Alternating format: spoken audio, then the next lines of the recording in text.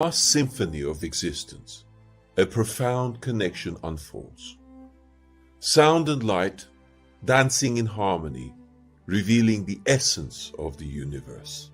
Behold the mesmerizing beauty of interconnected patterns, weaving together in a breathtaking tapestry that transcends time and space. Journey into the heart of emotion, where joy, anger, trust, and love resonate with the enchanting modes of music.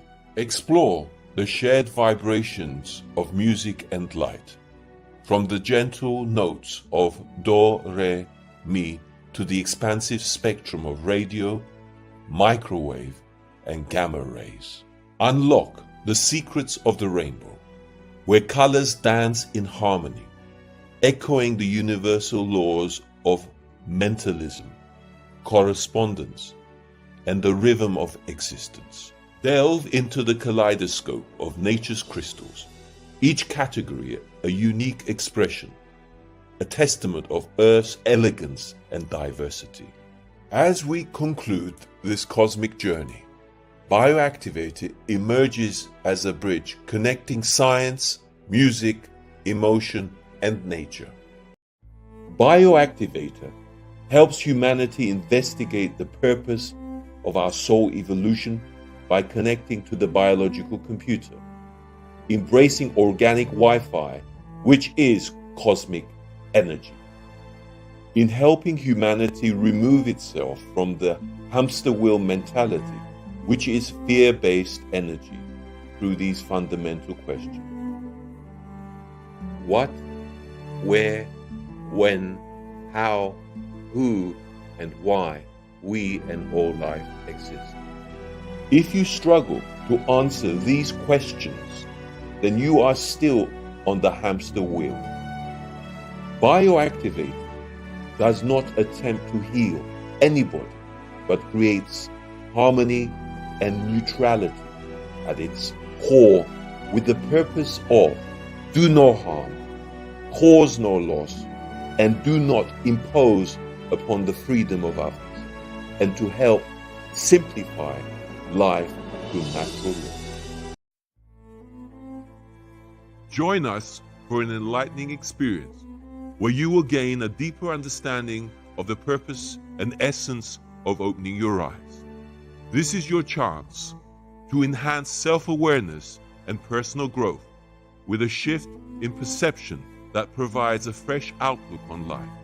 Embrace the journey from consciousness to superconsciousness. Coming live by Barrett Kunyan. Well, finally, we got there. It's beautiful to have two wonderful individuals, Ebony Shalom and Denovan Truman. Welcome to the Bioactivation platform. And today's topic will be the gift in giving. What a fitting title, isn't it? Just before we begin, I don't know who wants to go first. Just a little brief outline of who you are and what you've been doing. Maybe Ebony, would you like to just quickly introduce yourself? Sure. Good greetings, both of you, and thank you for having me here. I'm an advocate, massive advocate for self-care, for self-love, and that's what I have tried to incorporate into the work that I do. I'm a mum of four. I'm somebody that likes to pop in and out of different dimensions and see the world from different perspectives at all times. And I especially love to work with people and observe people and just really get to the truth of everything. I like to know the inside out details of things. So that's where I am right now in this moment. So and thank you for that. And Donovan, nice to have you here again. Thank you so much, brother, for constantly having me on your show. It's great. I love being here. And yeah, it's always beautiful to share space as well with Ebony. So yeah, so for anyone that's new to see me, I mean, my introduction probably changes a little bit anyway from one bit to another, because of course there's so much to unveil to everyone about myself. But yeah, basically my journey been one very rich with experiences, as it is for everyone. But of course, I've come from actually a kind of family environment where there's actually been quite a lot of anger actually within the fibers of the family, you know, which is common. I didn't actually, but I was very, very fortunate to kind of experience a kind of almost like the hand of God placed on me from a young age. So I actually had a really powerful sense of love that was just amazing. And I experienced also the pain of being taken away from my family unit, you know, going to boarding school, you know, at a young age and never really getting used to it, because I was a weekly boarder and I was constantly seeing my family on the weekend, but it was just like a constant tearing away and going back to school. And so that was very painful. But yeah, I've come to sort of, you know, always love people, but did experience through like ego that was in the family and just the world, the environment and the programming that we've had. And, you know, this kind of distortion, you know, and sense of separation, and also just feeling, you know, very upset with what I did see in the world, which was obviously a lack of love, you know, a lack of giving, especially by people that have a lot, you know. So yeah, and I've got really into helping everyone wherever I can, giving everyone the benefit of my knowledge where I can that's going to help them. And yeah, and I find myself now with a beautiful organization with beautiful souls, connecting with more and more all over the world, shifting humanity into the fifth dimension, which is a much higher vibration of environment than we've known, and one which we're really excited and looking forward to all moving into together with the ascension. Thank you very much, Donovan. Right. I mean, being in harmony with this idea of the gift in giving. I mean, Ebony, what's your take on this beautiful title? What does it mean to you in terms of being the gift in giving? We can all take it in our own separate versions of this, but how does that sit with you? Are you able to hear us? Maybe you need to unmute, I think. The sound. Oh, you can't hear. Oh, that's strange, isn't it? We have a small issue. We'll just work it out in a second. She called Ebony.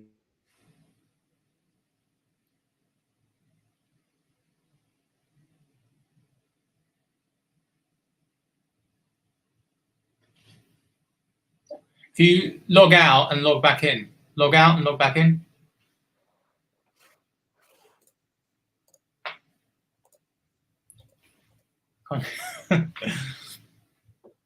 We'll get there.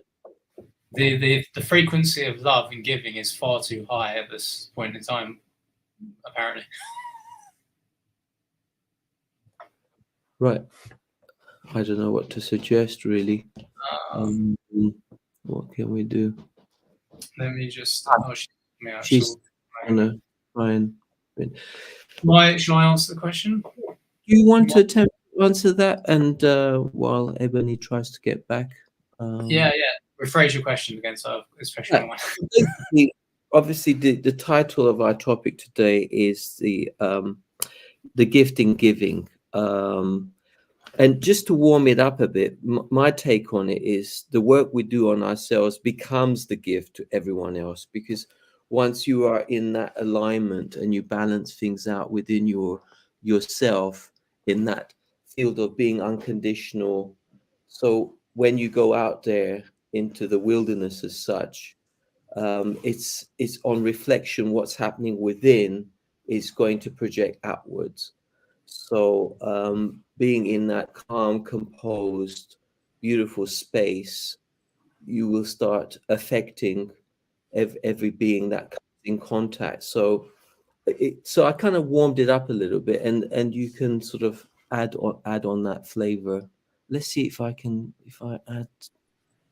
Is that okay, Ebony? Can you? Yeah, that's better. Yeah. Yeah. Yes.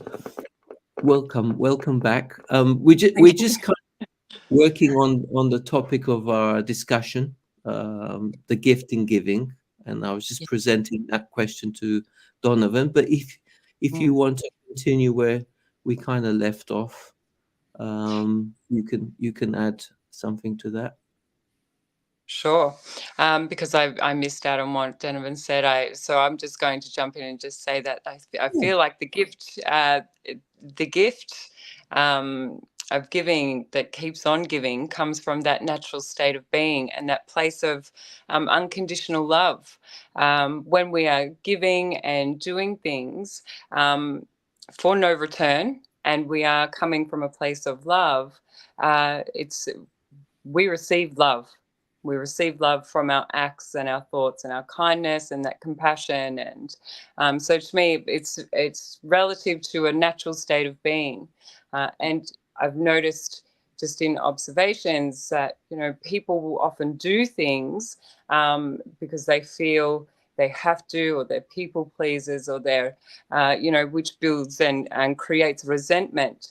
But when we find that natural balance in ourselves, to give, we know our personal boundaries. So we know if we're exhausted, we can't assist others. So we take the time to give to ourselves so that we can give to others out of love and do things because we feel we can give out of love.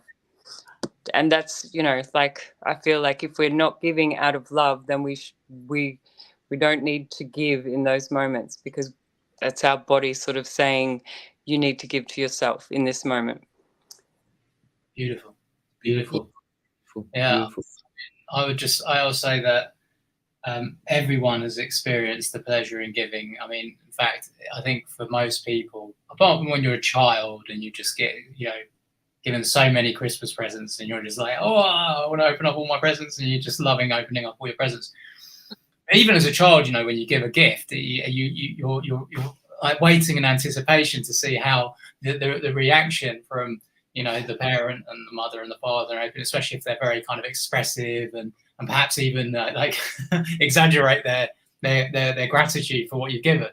But it's always been a joy, and that's the best part of giving, for like Christmas and birthdays, and seeing people's appreciation for what you do. But then, of course, in the world of actually economics and working and that sort of stuff, in the corporate world, which I worked in for quite a few years, I never got a real level of satisfaction because largely there was no real sense of gratitude that I was experiencing from clients that I was doing work for. I mean, yeah, there's relationships and that there was a mutual appreciation for each other on that basis, but it wasn't.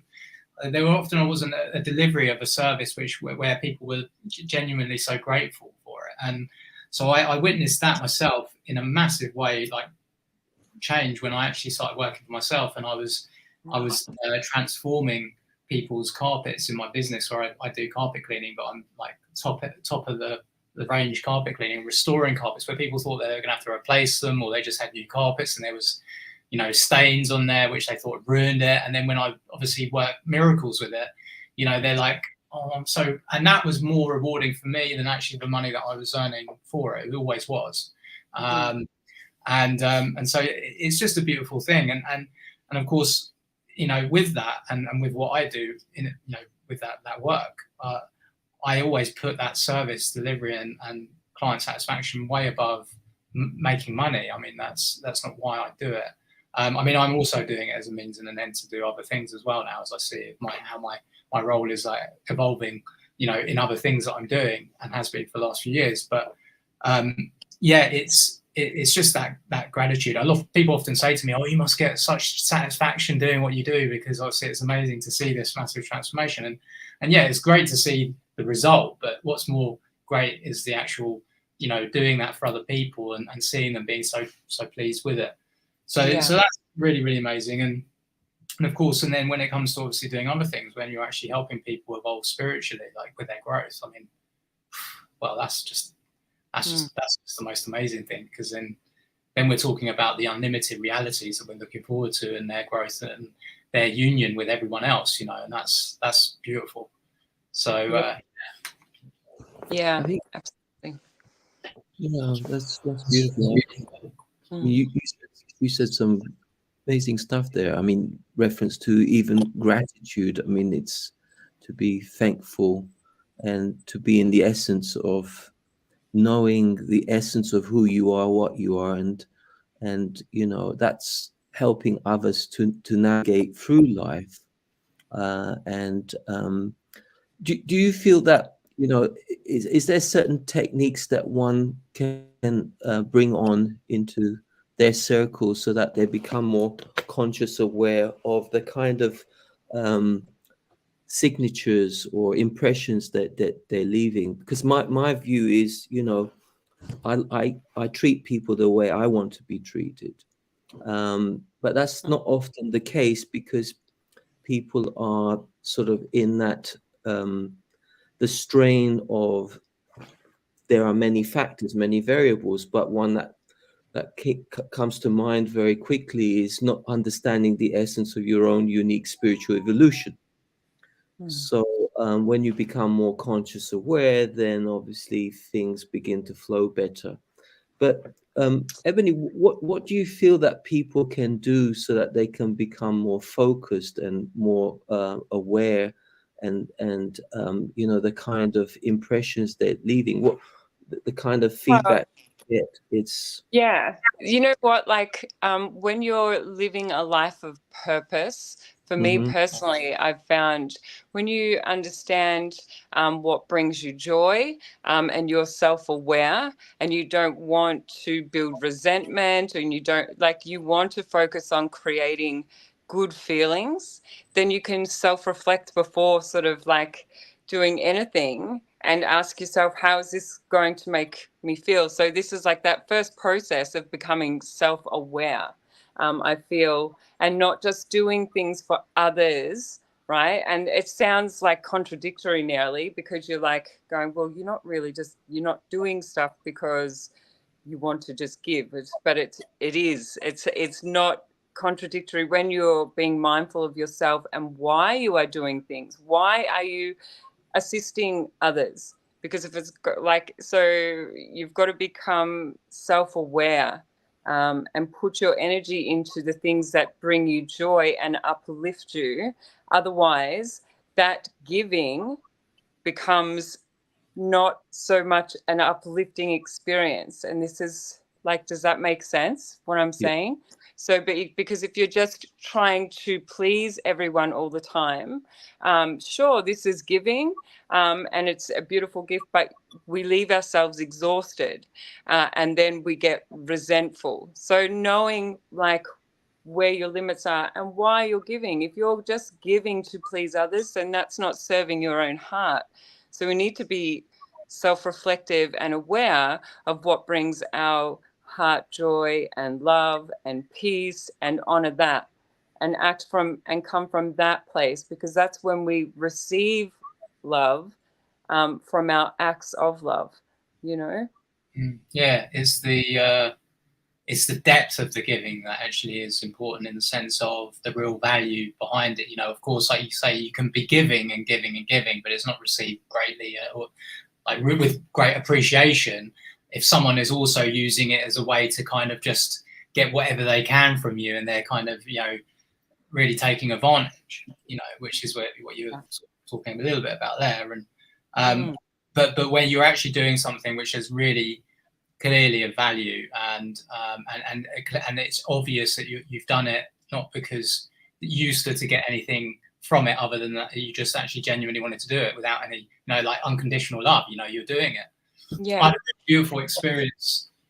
Well, there's been obviously many of similar sort of situations, but this one's very profound, where I was driving down the road with my partner at the time. It was actually during, I think, maybe a lockdown or a second lockdown or something of the pandemic, and about 9 o'clock at night, or 10. No, it's probably about 10:30 at night.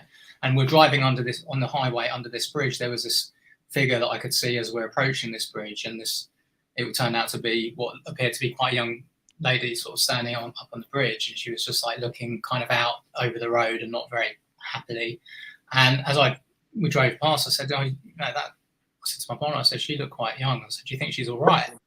And of course, naturally, we felt concerned. We thought, because people can, be able to see in a terrible sort of state of like depression with everything that's going on, and she, up there, it just didn't feel quite right. So we did a U-turn and we came down the other side of the road and we pulled over, went up onto the bridge, and it was a young girl who was about 16 actually, and she was, very, very depressed because of her situation she was living in, living in a very tiny flat, her mother and father like constantly arguing, and with her twin sister there, it's just, she said, I had to get out. She basically was so grateful that we came along. She actually said herself that we were like her, like angels that came to obviously talk to her. And she was so bright and intelligent and so aware, right? And we spent about an hour talking with her about lots of different things, and she was just absolutely just so grateful for it. And again, that was so, there was just so much that we got from that. Not that we were doing it to get anything from it, but it was right, and this is, again, it's about doing the right thing because it's the right thing to do, True. And it's in those moments as well when there is no thought, but just going off your instinct. Like if you don't know the situation, using your instincts to be in that situation, and obviously the exchange there, you felt, like they're the moments. That's the gift, isn't it? In like that giving, you took the time to stop and check on somebody, and through that, the experience expanded on your love and the love shared between you all. I love that. Thank you. That's so beautiful. They're the moments, aren't they? Oh, they are. I mean, again, and this is the thing. And of course, that was one prominent experience. And we had another one where we saw a guy who was, again, by near where we live now, actually, on a country road, like no pathway to be walking. It was in a very dangerous spot with cars that are driving past him about 70 miles an hour. We just thought, what the hell? What was he doing there? He must be all right. And we pulled over, and again, he was very drunk, and we ended up giving him a lift up the road for 40 minutes. And again, he was saying that he'd been feeling suicidal, and then where his friend was on the phone to a friend of his who we met when we dropped him off. And his friend was like, again, so grateful, just like, oh, thank you so much for doing that. Here's a bottle of wine. And so, when we ever come across these situations, and our instincts, like you say, is there to do something, like, to stop, to give time and care to someone, it's really important that we act on that, because your instincts are telling you that for a reason, Absolutely. Yeah. And so like right there, we've seen like an escalation in there's a little bit of soul evolution there. We're going from being self-aware, right, in our ability to give and why we're giving, which is all relative to who we are through that self-awareness and self-reflection, into using our instincts and being connected with ourselves enough to be able to use our instincts to jump into those moments and give without any ask for return, and then the return just sort of comes with the feeling that fuels that instinctual knowing and trust in our instincts. That's cool. We just did like a little. Did you see how that sort of like stepped into that? Yeah, 100%. Yeah. I mean, getting this feeling of like people have certain expectations and stuff like that. If you are pretty spontaneous, that's when the magic happens, and not needing to think too much about what it is that you're doing. And that's when you're fully aligned and you're very much present in yourself, because you enjoy being who you are. And obviously that reflects, because you'll be smiling a lot. And I feel that that's a great method of alkalining situations, and it's pretty contagious as well. So when you smile at people, you do get a smile back usually. even with some people, they might not have a lot to smile about, but it's kind of, it breaks the ice and people become more conscious, aware of your beautiful presence. But with the word triggers, I mean, it's quite interesting, isn't it? I mean, sometimes people often condemn what they don't understand because you might be resonating a different frequency. So people can be sometimes overwhelmed by your presence. For me, at the moment, with these new phenomenal energies that are coming our way, for me, it's personally, I'm sure we're all on the same page, is there is an area of excitement. There is a reason to celebrate. My understanding is because when you become more aware of, you know, your essence and your knowing, you know, your purpose on planet Earth, that's kind of like giving people a sense of awe and excitement, because obviously when they kind of like listening to the tabloids or they're watching TV, it's a lot of negativity out there, isn't it? So for me, I do like going into uncharted territories or places where I enjoy, you know, locking eyes and interacting with people from all walks of life and leaving beautiful impressions. And naturally, you know, it's not just for humanity. I mean, we're interacting with plants as well, and the trees, and you know, Yes. animals alike. You know, so it's a And lovely feeling. that's like another adds another dimension to it when we start giving our attention to like nature and the gifts that she offers. Like then we like open up a whole new realm of gifts that keep giving. Seriously, like everywhere in nature, like Mother Nature has an abundance of these gifts that she's offering to us in any moment for, you know, for any kind of ailments that we might have, illnesses, just like, I mean, standing in the sunshine, getting that vitamin D, like this is a gift that keeps giving. There is so much that like that connection through the earth and her nature and her essence that reflects in our own personal essence and creates like this ongoing cycle that is like it's continuously giving from that unconditional love place. And the colors of nature, the language of nature, the connection to self through nature, everything then becomes like it's just like this. It opens up a whole new realm. Like, so I'm glad that you brought that up, because this is when we start. We don't even mean to be like giving, but just when we focus on like sharing those moments with a flower and stopping and seeing the beautiful patterns on its leaves, you know, or feeling into how it's grown, we can literally hear the energy of these plants and the bugs and the animals and things like this. And that's like a next level gift that we are being given, and we also then can give back to the world because we have that deeper understanding. Brings us closer to our true essence.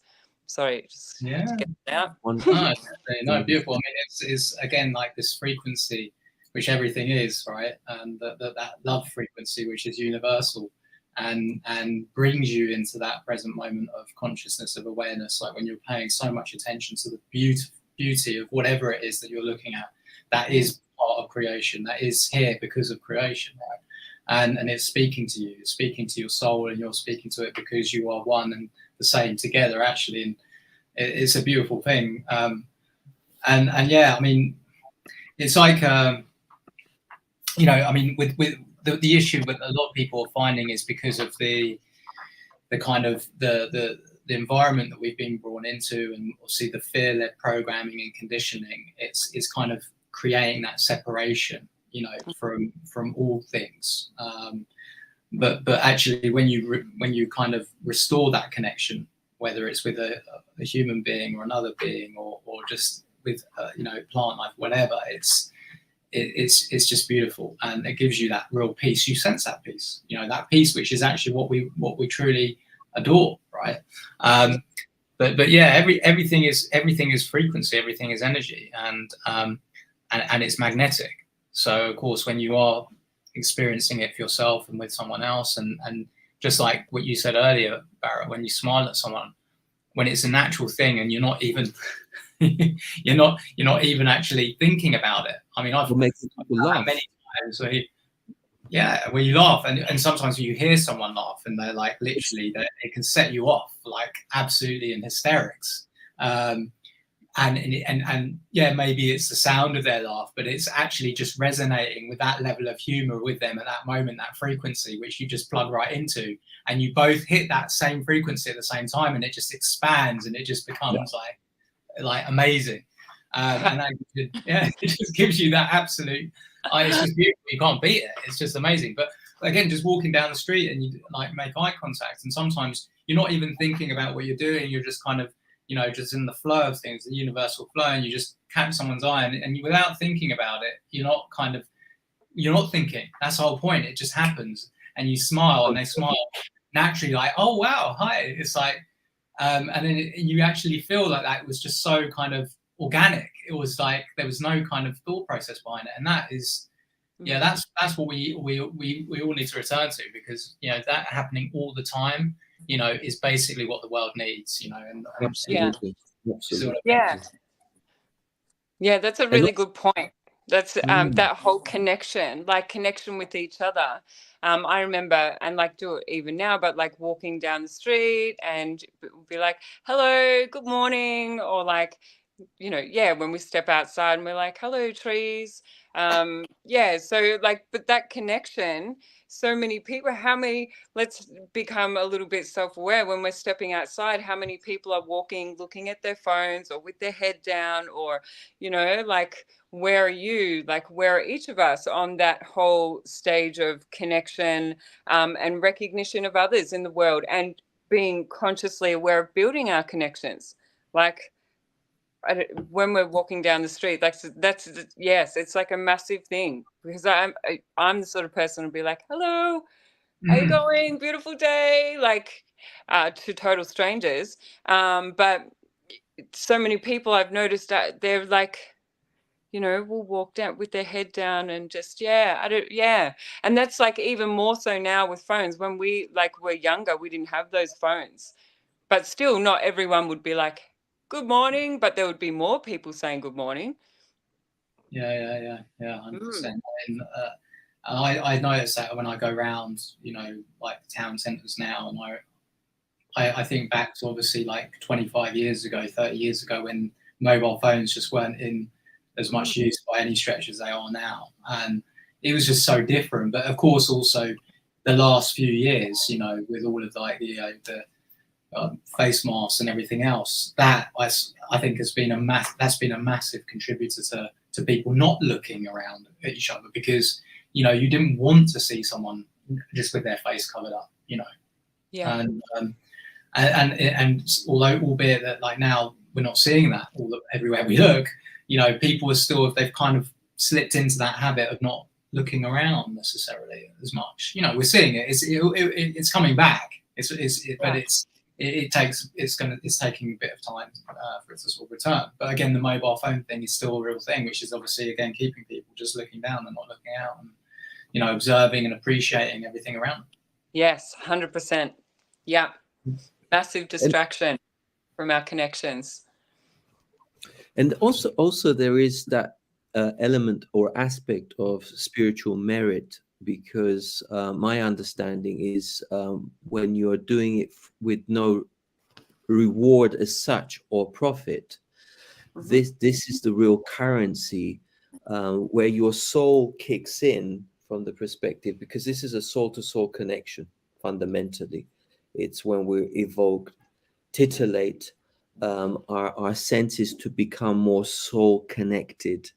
So I feel that the fundamental of when you kind of looking at it on a higher perspective, people become more conscious, aware of their soul journey, and that's where we fall into that alignment of harmonizing the planet. So we'll become less evasive and become better stewards on the planet. Because on reflection, it demonstrates what's happening within ourselves, you know, in terms of the toxicity, the traumas, the lack of communion with self.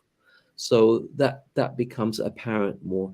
But it's very infectious, very, very, I mean, if you got an individual who's very super conscious, let's say, of their abilities, and the nucleus is do no harm and do not impose on the freedom of others, which is the kind of pathway that we want to promote on the planet, because humanity up to a high percentage has been starved to have this phenomenal connection. And you just need a handful of people who are very much conscious, aware of this, and they will be, it will begin to ripple. And that's what, do you agree? I mean, that I'm beginning to feel this, and that's why it's exciting me even more. Yeah, that's a really important point you're touching on, and also something that I was kind of thinking about earlier, and then I got sidetracked with my own thought process. But yeah, that frequency that we're talking about of love and light, ultimately, that we're shining into the hearts of other people every time we are the ones that are more self-aware and obviously, you know, further down our path of enlightenment, let's say, than others that are just starting that journey or just becoming more aware. You know, it's so crucial that we actually do shine our light as much as we can, that we do present people the opportunity to see within us what they would like to see within themselves, and then start making choices that actually lead them to start working on themselves to do that more, because they actually see that value in what you've brought to the table with it, you know, for them and for you together, you know.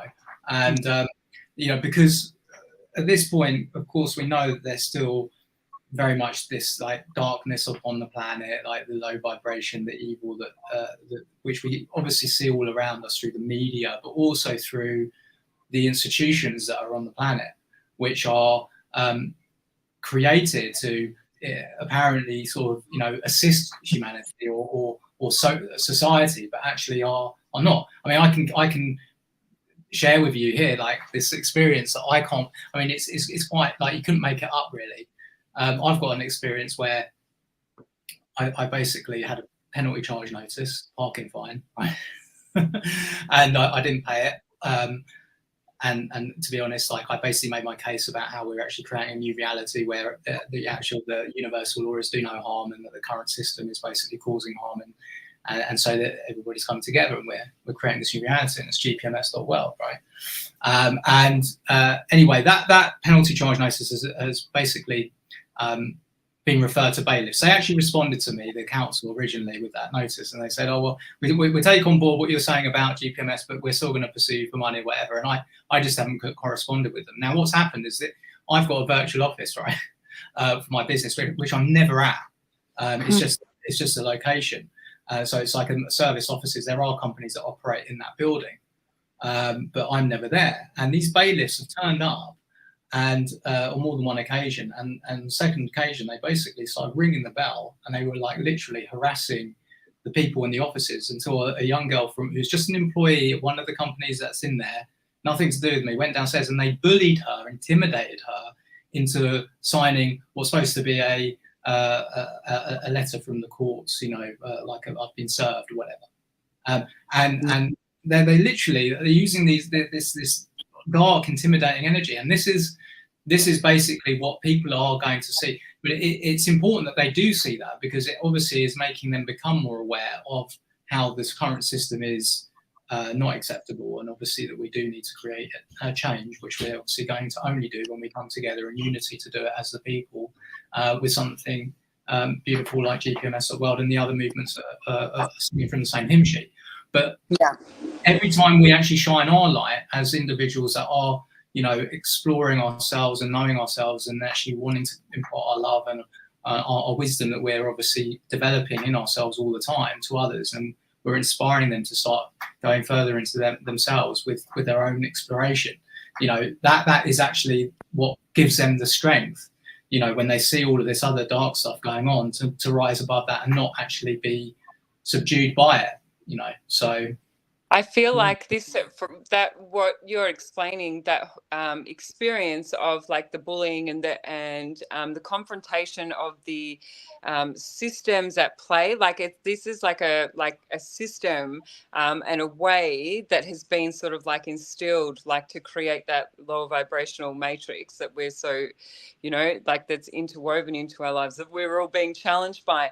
The manipulations and the bullying, as you say, the standover techniques, and the use of physical power and that brute force energy to get what they want. This is exactly what we are up against at the moment and being confronted with in so many different ways.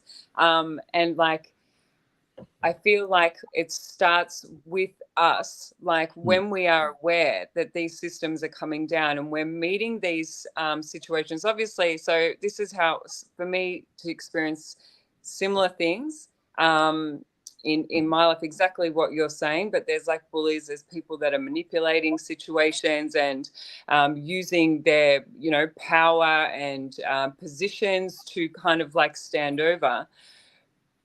We bring our understanding and knowing through processing our emotion and also clearing out the emotion that brings us back into that space in our heart. So when we're able to come from a place that isn't affected by the emotion that we might be feeling from any given situation that is lower vibrating than love, so fear or you know, envy or anything that's not of love, like, needs to be cleared out before we can come to the situation and allow for our energy to elevate it and then bring about change by integrating and bringing through that light that is in our heart and create the changes. So it all is like starting with how we literally deal with the situation and anchor our light in any given moment. But if we don't process and dissolve the layers of distortion that's produced in any given situation when we're confronted like that, then that feeds back in to like the situation that is being created outside of our control. And this is how they've maintained like control over the situation, because of our fear or our reaction in the moment. It like feeds back in. So, but once we can anchor in and like, first of all, process what is not needed, and then come back into our hearts and remember, you know, whatever it is we need to remember, whether it's why we're doing something or like who we are, then we can draw in that light and bring that into a situation where we're responding in an elevated sense and bringing the light in. Does that make sense? And so that's how we make the shift and bring about the outcomes that give to us the giving. beautiful, beautiful. Yeah, that's beautiful. It really is beautiful. And yeah, and for me, it's like to get as organic as possible. I mean, there, you know, we at the moment, humanity is kind of like connected with the synthetic Wi-Fi, which is great. You know, you have access, and here we are as well. But in terms of the organic Wi-Fi, for me, is about the cosmic energy and how we can ground ourselves and connect to the human resonance, you know, and that's connecting with nature.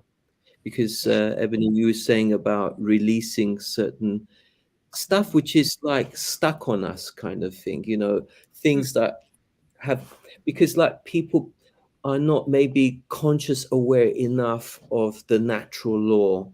If people are going against natural law, hence why they've got these certain blockages within themselves. So part of the gift is embracing and giving people space, and organizing an atmosphere where they feel welcomed in your beautiful presence, where they can genuinely, authentically relax their muscles. And you know, it's it's on an emotional, mental, and spiritual level, all interwoven into one. So Yeah. your expression and your raising, it's like you're contaminating in the most positive way the situation, and it gives enormous direction for humanity and their tolerance as well, because they're not going to tolerate the level of mind manipulation to a point, shall we say. Yeah. The powers that were, I choose my, because words are spell words as well, and our judgments, for example, how we assessing is better than using judgment. Is you time things correctly as well, because timing is very, very important. I mean, you can say too much, too little, so you got to find the balance, because you can overwhelm a situation, overstimulate the situation. But I feel that this conversation is great for people, because it helps them to find different avenues, different methods, and we can talk a little bit about certain modalities that come into play as well in raising the frequencies, like being conscious, aware of your breathing, for example. Do you guys have an understanding of certain breathing techniques as well, which is very, very powerful? Like Yeah, I mean, inhale. Have you had 100%. any experiences? Yeah. Do you want to Yeah. share some examples, maybe? Yeah, just before we do, just to sort of, again, touch on a little bit more of what we were saying as well. Again, we really need to avoid the looping, right, of being drawn in by these lower frequencies, this environment, this bullying behavior, any kind of behavior that we experience, which is not what we wish to see and experience from our own point of view, but also for other people to experience. And so it's understanding and forgiveness. So we're talking about giving, but forgiveness, right, is really, really important. Like, because everyone is being born into this dense environment and is experiencing, these kind of tactics, or this system and what it does, which is causing harm. And so when people are acting in their ways which can trigger people, right, to react to them and in a way which is then just going to keep everything looping, like, war after war, conflict after conflict. When you actually start to be aware of and understanding why people are doing that, because of the system and the environment, and we need to change the environment, and that starts with ourselves, then of course you can forgive them. So for example, back to the bailiff situation, I actually spoke to the bailiff, and I actually said to him, I don't blame you for what you're doing, in the sense that I understand you've got a job, you need to pay your bills. That's why you're doing the role that you're doing. If you could find a role which was actually more fulfilling and you were getting more money and you were able to get more of what you needed, you'd be doing something else, no doubt. And I explained to him again, what we're doing with GPMS and how he's going to have an exit, from what he's doing. And he actually, it was quite a good conversation. He did say at the end, well, I'm still going to have to serve you this this notice, this whatever. But I was like, yeah, I mean, do whatever you want. I mean, I don't blame you. Yeah. You're working for a corrupt organisation and a corrupt system. But Yeah. so I forgive you. Yeah. What you do. Yeah. But ultimately, when we do that, and that can actually just spark an awareness in someone, like to think, wow, I've never had that experience before, where I've actually, someone's even looked at it from that point of view. I mean, I've got, I'm contacted with gpms.world, where we're creating this new reality through this union of all of the people worldwide coming together in agreement to create it visibly, just through an agreement. I've become in contact with orphanages over in Africa, and again, had a real experience of giving with Wanda Regan, who's a brother who runs an orphanage, God's Grace Charity in Ginger in Uganda, and he's a beautiful soul, and the children he looks after. He's just an amazing job. And I found myself in a situation of actually helping children who were like seriously sick, like in hospital, they weren't getting treatment because they couldn't afford to pay for it. And that's how it works, in this horrible system in Africa. Like, the children will be allowed to die if they don't get the money to pay for their treatment, right? And so I've been there, and obviously I did what I needed to do, right, in that moment. And but at the same time, I'm connecting with all of these other orphanages, and I'm also aware that unfortunately there are, because of the lack over there, and the fact that they found that they can obviously receive donations from outside of Africa. You know, it's become a business for a lot of the people there, where they actually use the children and you know, as a tool to generate money, and it's a very unfortunate, very horrible situation where there's children that are taken into these orphanages and their families want them back, but they're not even released, you know, by the orphanage, because the orphanage is using them to get donations and make money. And it's and there are a lot of people that have become aware of that, and they're aware of the scam artists and stuff like that, which makes it harder for the genuine charities to obviously get money. But of course, there's the children that are still suffering, and, you know, and they're still in need. Yeah. But when I speak to these other, you know, organisations, these other people, I say to them, hey, the charity isn't the solution, because there's never going to be enough donations to meet the need of all of the people that need it. It never reaches everyone. This is why we're creating GPMS World. But I also am aware that there are, you know, people doing really, really bad things, like in Africa and some with the children, but just, you know, in terms of the orphanage, but even outside of that, the horrendous things. But they're doing that because of the environment, because of the system, because of the lack, because of the inequality, because of the distortion of who we really are and what we're here to create together and what we're here to experience. And so we have to kind of, it's difficult to get your head around the fact that we can see people doing such evil things, but where they've experienced extreme levels of trauma, and they've not had the love shown to them, and they've lost their trust in Creator. Yeah. You know, they don't believe in Creator. How can Creator exist? How, you know, why this is happening to me? You know, and I've experienced this. That means that I don't care about other people experiencing pain, because what they're going to experience is nothing in comparison to what I've experienced. Yeah. And so that's how a lot of these poor children, which is what they are at heart, are experiencing. And the only way that we can really see actually a possibility of these people really recovering is just through giving them just absolute unconditional love, you know, to actually understand that you know, whether some people think that they're actually people that are born evil or they're not even human, you know, or not, those entities we wouldn't have to worry about anyway. They're not going to be here where we're going anyway. But ultimately, the ones that are human, that have just experienced trauma, that can heal from it, will be healed, and their cure is love. Actually, ultimately, I mean, there's other things that will come into the consideration. The other tools, the techniques that we can talk about, you know, about consciousness and breathing techniques and frequency technology and all the rest of it that can help with that as well. But it is the compassion, it's the love, it's the forgiveness, all of that stuff which will help. Yeah, thank you. I was going to say, you keep mentioning GPMS. Is Ebony aware of what GPMS is, or have you heard of it? Yeah, absolutely. Yeah, I'm signed up. I'm on board.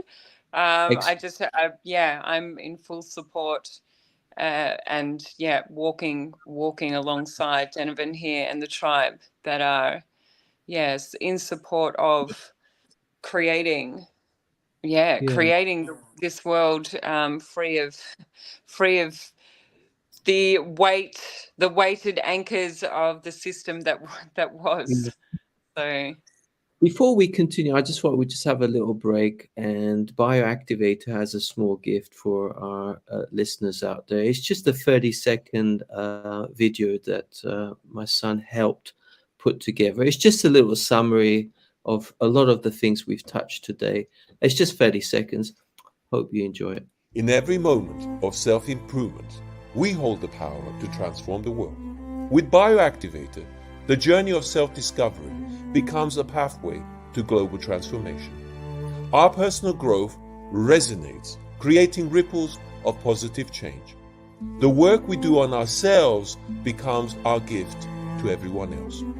Bioactivator, ignite your potential, enrich the world. Just a little something for us to I thought we'd lost you for a second there. No, I was just taking a second break. And yeah, and to keep things simple is to simplify life, and to so that people appreciate again, coming back to this essence of naturalism, to be in the natural flow of things, not to go against the current, to embrace and really magnetize what is in alignment with truth, because there's been for a long time a high percentage of distortion.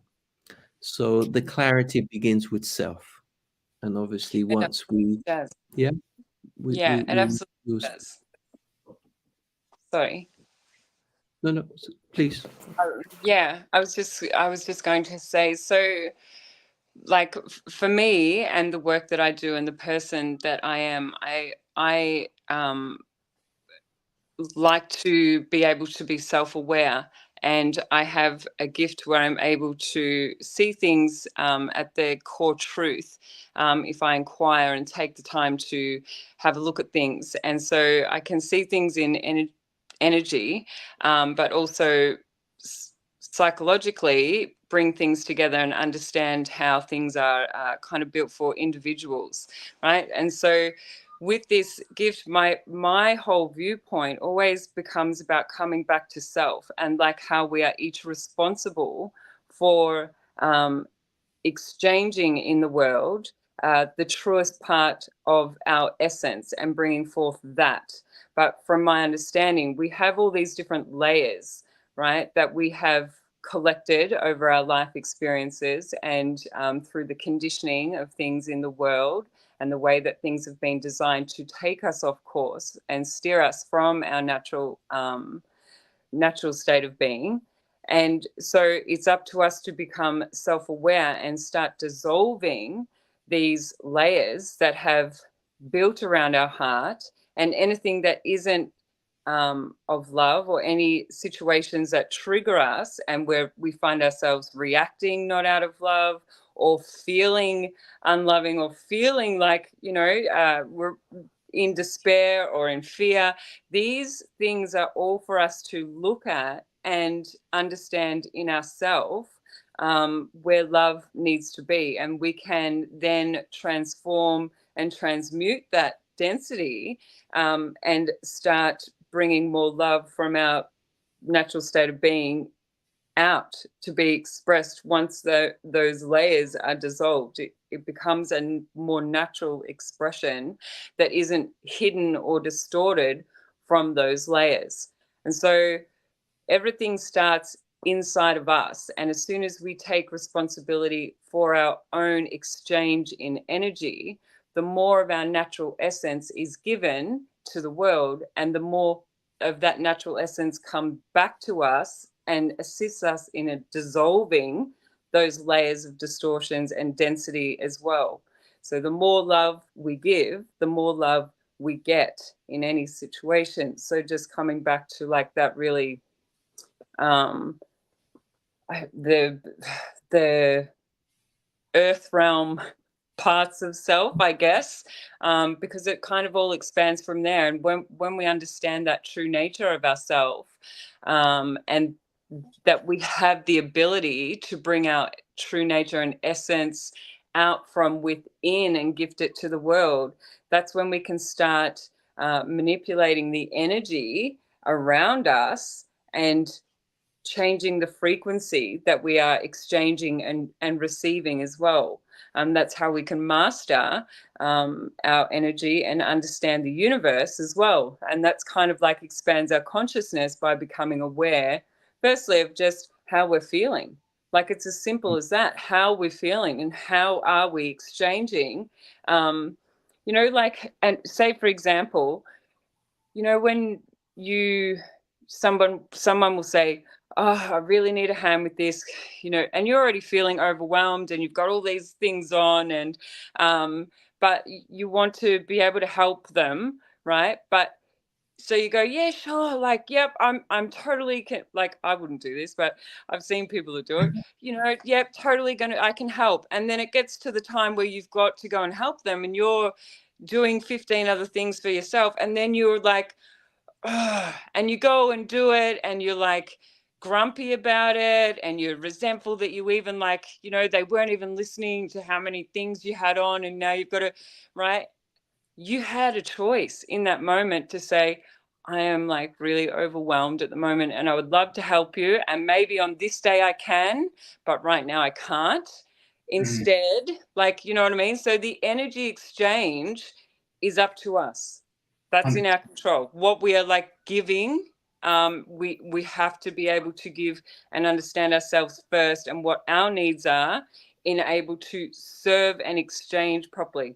Because even when we have that nice, yeah, sure, I can help you, underneath that, there's like this energy that you're giving that person that says, I really don't want to be doing this. Like, and they're picking that up as well. So it's actually feeding into like that lower vibration that they have in themselves as well. And so instead of lifting the situation just from saying that you will help, that's not helping because you're No. feeding into it like this frustration and this like resentment. So Yeah. it's the words and the things that we don't say, there's still an exchange. So if it's not given out of pure love, you're better off like just not doing it.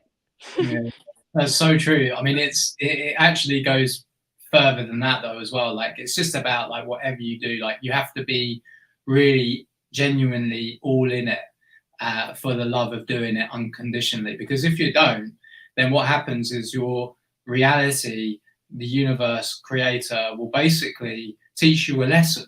Yeah.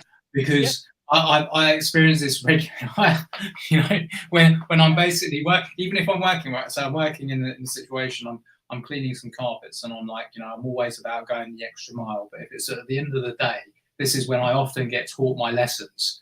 Because at the end of the day, I'm feeling tired, I'm feeling exhausted.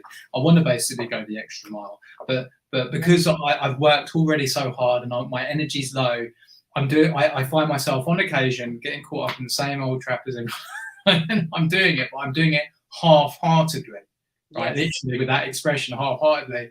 And as a result, although I'm doing good in the sense of I'm going the extra mile, I'm doing something that I haven't been asked to do, I'm doing it because I want to help the client or whatever and do that extra mile. But I'm doing it kind of like begrudgingly, like, I'll just quickly do it. I'll just do it like that. And I'll then end up having a silly accident. Yeah. Right now, Yes. you think the natural perspective for anyone would be, well, hang on a minute, why am I being punished by a creator for doing the extra mile? But Yes. Yeah. Exactly. You weren't doing it properly. Like you were just doing it half-heartedly. So Yeah. that is a lesson that I'm still being taught regularly. Like because I still find myself, as we all do, it's a journey. We're not perfect. We're not. We haven't reached that level of perfection yet. We're striving for that all the time, Yeah. and we'll keep on being taught that lesson until we actually don't. Of course, I often find myself now more so because I'm aware. Obviously, I could actually be slipping into that mode where I'll be like, oh yeah, I'll do that, and then I feel myself going to do it, like taking a shortcut. And creation is not about shortcuts, right? So I then become aware of that, and I think, no, creator's with me, creator's watching what I'm doing, and my higher self is watching me. What would my higher self be wanting to do? Of course, I've got to do this properly. That's why I've even had the idea to do that extra mile in the first place. So I'm going to do it properly, and then everything's all gravy. It's all great. That magnetic reaction is it within our interaction with others, but also with reality, with everything around us, and what happens. So, and also like in those moments, sometimes it's even just like a matter of going, right, why am I, I started this project, I was full of beans. Yes, I'm tired. Do I need a drink of water? Do I need to have a snack? My energy is obviously feeling a little bit low, but it's like having that awareness that it could be something that our physical body needs to just give us that extra boost. It could, like it could be, that you've slipped into a train of thoughts that have like taken you down this path of like, yeah, you just want to be elsewhere because you've got all these other things to do. Like that's my thing. I'm like, right, we've got to quickly, that will often, but there's like this whole, I don't think it's the time to go into it today, but the whole relationship thing, and where like people have become stuck in their personal relationships, where there's these givers and seemingly, I'm going to put it simply, it's not necessarily like this, but there's givers and takers in these relationships, right? And the natural state of balance seems to be really off. Well, obviously, like there's lessons for both to be learned, whether or not anyone takes any kind of lessons from it or just becomes a victim to it.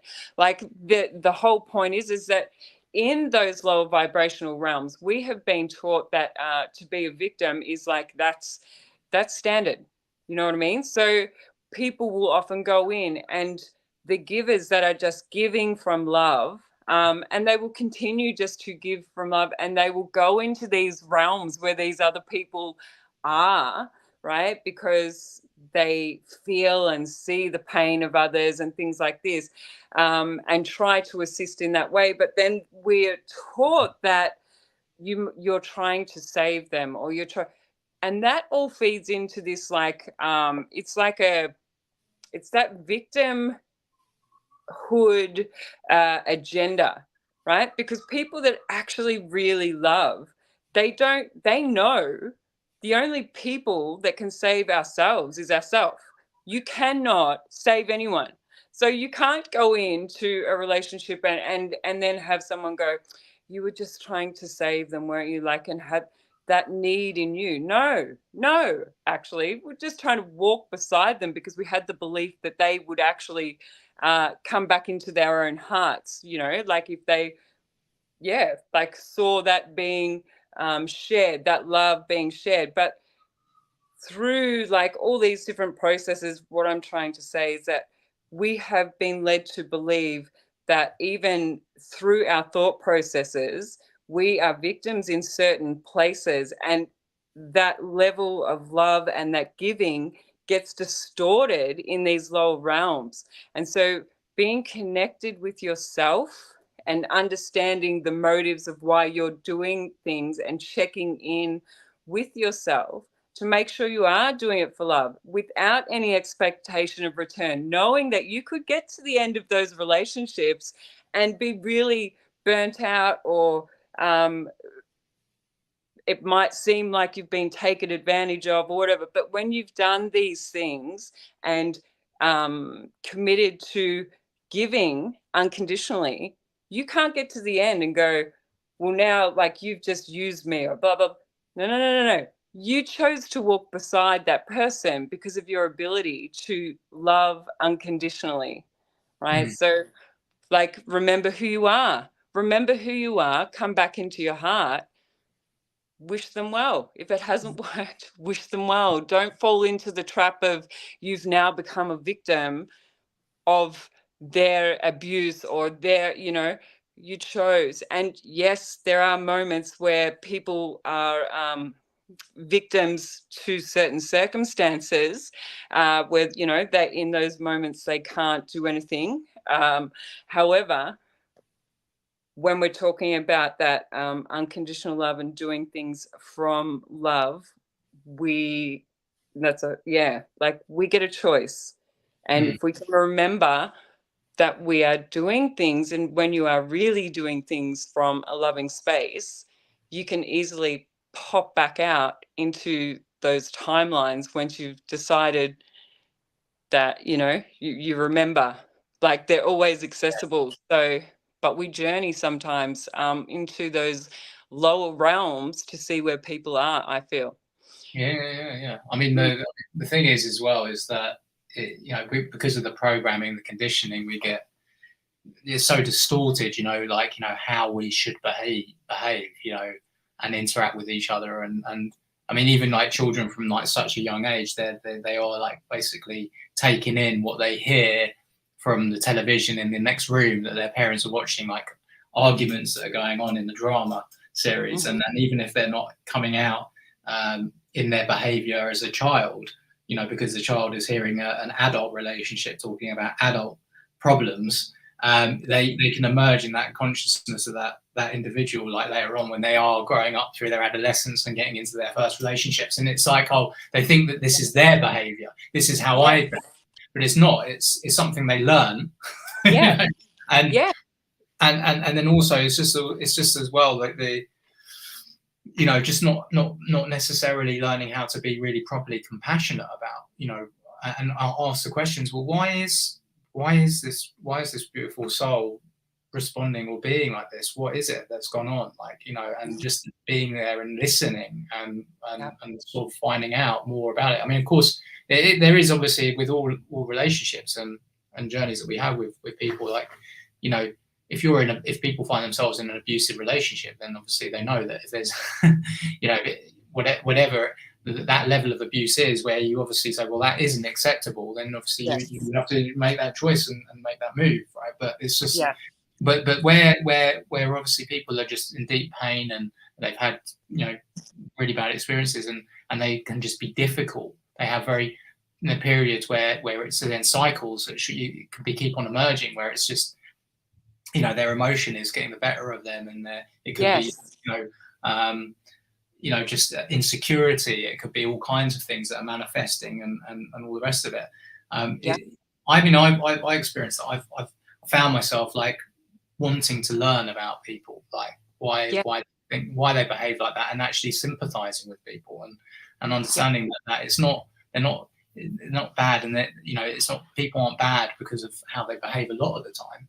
It's just programs, and it's conditioning, it's trauma, and so it is.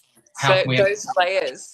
You're exactly right. It's the different layers, and there's emotions that get trapped in our physical body and in our energetic systems, and there's a lot of the time, like, there's energetic programs that have been fed into us spiritually that we don't even know about. Some people are walking around with like installations that come from these different realms and dimensions that their soul has been moving through on, you know, through their journey and stuff that we aren't aware of.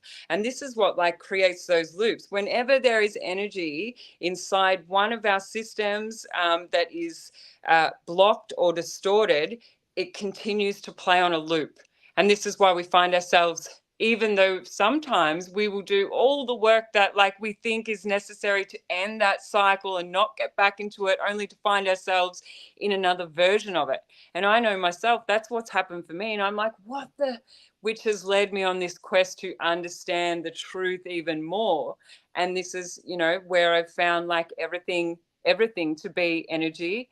Everything is relative to energy. And if we can understand the levels of frequency and the energetic systems in ourself that govern our realities, and really tap into our essence in our heart, this is how we can create a reality and remove the distortions and start to end those cycles once and for all. And sometimes we need assistance. And you know what?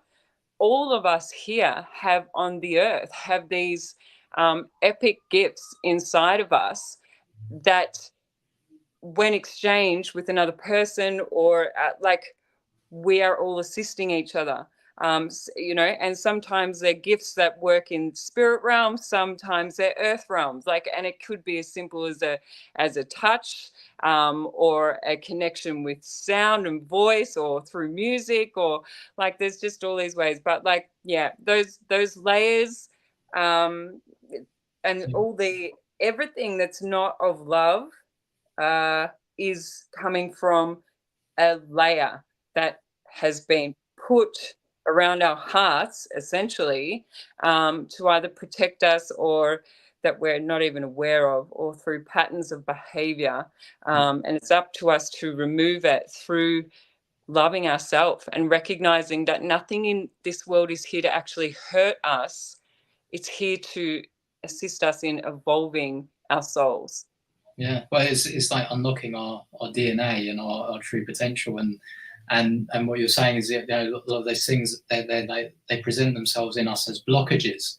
I had an amazing experience last week where I actually did a miracle healing on myself without even trying, like, and of course I've had like kind of experiences of doing healing in terms of using like sort of like natural sort of like products like CBD oil and stuff, but being open, and actually, because I am in tune with myself, I was able to identify or sense something that was effectively improving me immediately with the experience I had with that. But this week, I've had a problem with my knee for a long time. I've injured it in various different ways.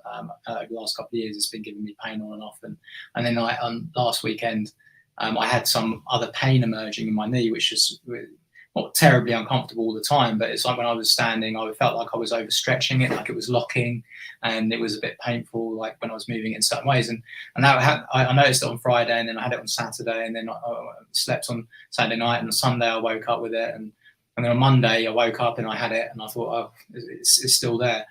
And then I just like sat down, and I basically was just doing a bit of deep breathing exercises, just relaxing.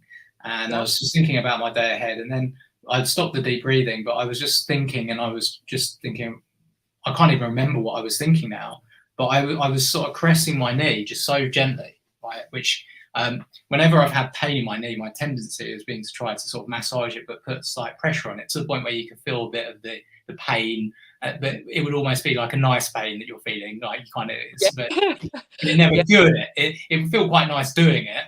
But it wasn't actually healing it. But in this case, I was just caressing my knee, and it kind of it suddenly occurred to me it resembled like more of the kind of love touch that I would experience from, say, Mary or any girlfriend I've had in the past, where I've just is that feminine.